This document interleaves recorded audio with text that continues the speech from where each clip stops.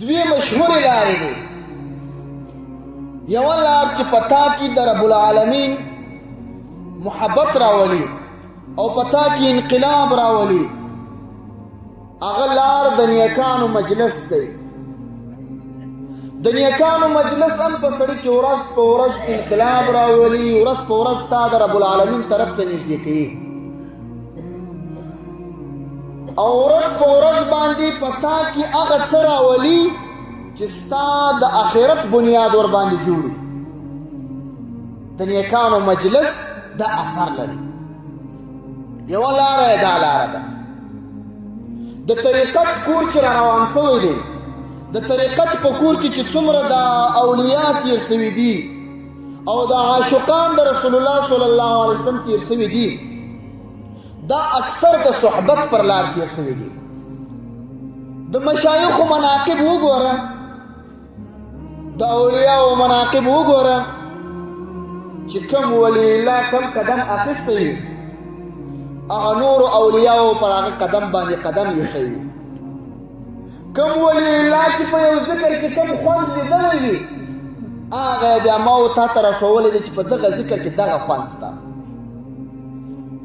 د اولیاءو مناقب اوریدل، د اولیاءو کیسې اوریدل، او د اولیاءو د نیکانو سره ناسته کول، او د اولیاءو د نیکانو ناستې ته خلک رابلل، دا ټول هغه شان دي چې تا د رب العالمین دین ته نږدې کوي، او تا د رب العالمین په تا کې د رب العالمین محبت راولي، او په تا کې انقلاب راولي. یوه لار دا ده.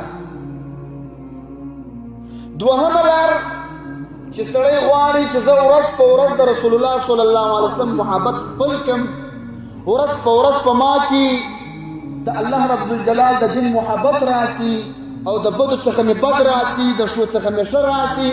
دوهمه لار یې هغه ذکر دی.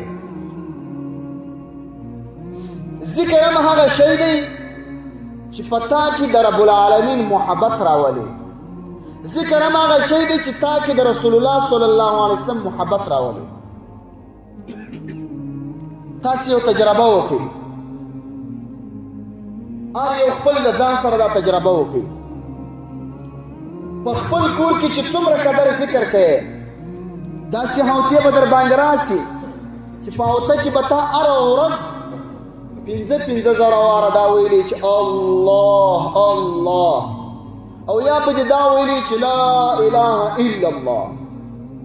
په هغه ټوله هوته کې ستا د رب العالمین خواته توجه ډېره، د مرګ خواته د توجه ډېره، او خپل پر ځان باندې انقلاب ورځ تر بلې راولي چې نن په ما کې دا عمل کم دی، نن په ما کې دا عمل کم دی،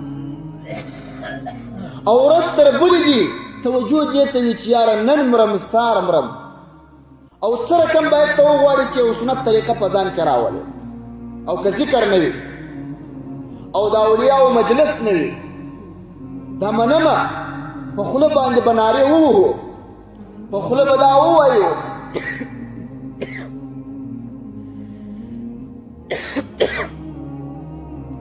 په خوله به ووایو چې د الله پاک محبت لرو، د رسول الله صلی الله علیه وسلم محبت لرو، خو هغه اصلي محبت چې په تا کې هغه محبت ورځ په ورځ زیاتوب راولي، ورځ په ورځ تا کې انقلاب راولي، هغه محبت ته نسې رسېدلی. د هغه محبت صرف و صرف دا دوې لارې دي. یا به د اولیاءو د مشایخو د علماو مجلسونه کوي، یا به کثرت ذکر کوي، ورځ تر بلې به ذکر ډېروي، ورځ تر بلې به د رسول الله صلی الله علیه وسلم درود ډېروي.